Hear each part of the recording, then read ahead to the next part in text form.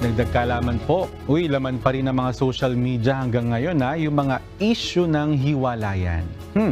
Kaya marami tuloy nagtatanong, gaano ba katagal bago makamove on ang isang tao mula sa isang breakup? Naku may paliwanag po ang siyensya dyan. Alam niyo po, bagamat ang breakup ay mahirap, may kahaluyang matinding kalungkutan at minsan depression. Pero hindi naman po yan forever. Nagtanong tayo sa mga therapist kung gaano ba katagal makapag-move on. Anila, unang bigyan mo ang sarili mo ng time na mag-heal in 3 months. Sinasabi ng mga pag-aaral na bumubuti ang pakiramdam ng mga iniwang sugatan sa tinatawag na 3 months post-breakup.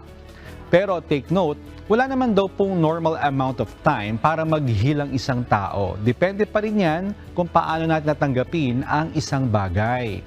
Iwasan mo ring mag-isip ng tungkol sa deadline na yan. Gaya ng sabi, ang 3 months ay isang study, pero depende pa rin sa sitwasyon ng isang tao. Ang mawalan ng minamahal ay para kang namatayan ng mahal sa buhay, na walang koneksyon. Please take your time. Huwag kang matali sa 3 buwan.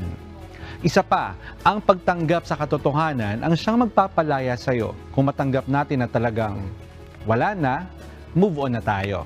Alam ko na mahirap pero alang-alang sa kapakanan mo, let go. Isa pa, appreciate mo rin ang mga friends mo sa paligid mo. Hindi naman tayo nabubuhay para sa isang tao lang.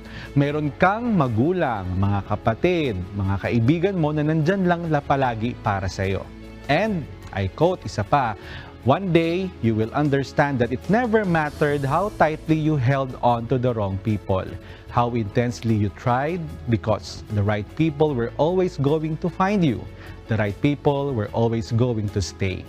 Isang malaki at mahigpit na yakap sa mga nagmahal ng tapat at tunay.